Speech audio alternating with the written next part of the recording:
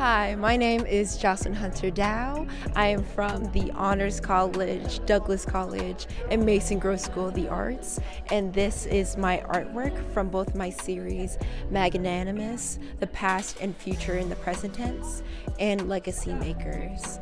Hi, I'm Annalise. I'm part of the Global Village Sustainability House. I'm also part of the Honors Faculty Fellow Program, where they're looking at the different ways art can be interpreted and performed. So I decided to do a program that kind of combines the two ideas.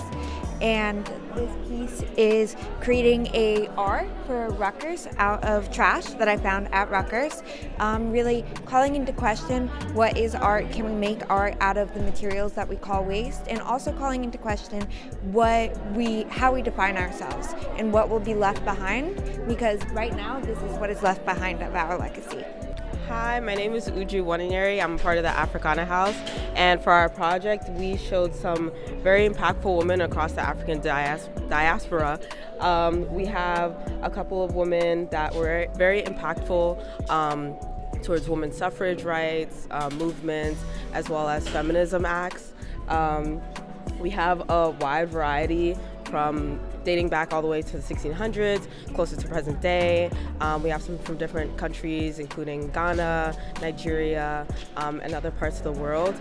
I think that the biggest point of kind of collecting this is showing a big representation of what being a Black woman means, and fighting for change and fighting for freedom means, and all that while showing our different kind of cultures, because we as a group really relate to these women and how impactful they were. So, yeah.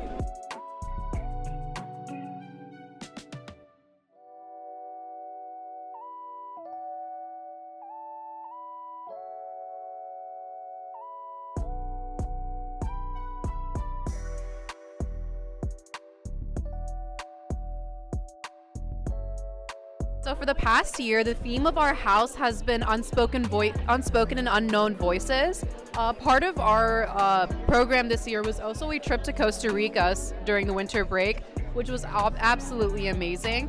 You know, having girls coming in from all different disciplines and having our experiences in Costa Rica, all different types of perspectives, really brought about this project here, where we all put in our viewpoints of what we found most important from Costa Rica.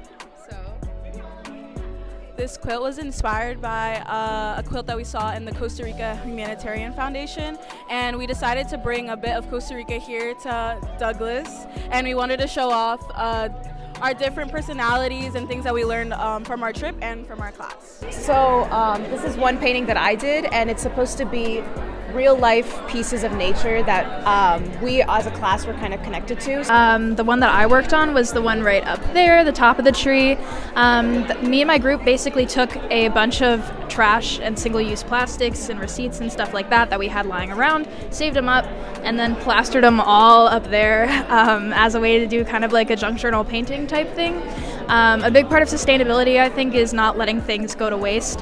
And so this kind of highlights how much single-use stuff we have, and also just how it can be repurposed into something else. We focused on the UN Sustainable Development Goals. Basically, there's 17 goals that the UN has decided are all equally important.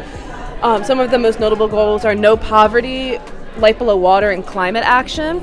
Just to show some of the range, we also had things like quality education and reduced inequalities to show the scale of how all problems are important and how they all should be worked upon equally. This middle painting is supposed to be the roots of the tree. So if you notice in all the paintings, there's this green part, and that's supposed to be the leaves of the tree. And this middle painting is supposed to be the actual roots, and it's a woman's hair. It's meant to be ecofeminism, which was the main goal of our entire house. We're here to present our social innovation projects for this year. So please spin the wheel and find out what we're going to learn about. Climate Change Defense Organization. Okay, right here. So if we want to take open our zine, so a focus of our social innovation proposals this year was we each picked different problems that we tried to solve through a social innovation approach, and then we took the physical representations of those problems and we made informative zines. So it's a really collaborative way for people to learn about different topics.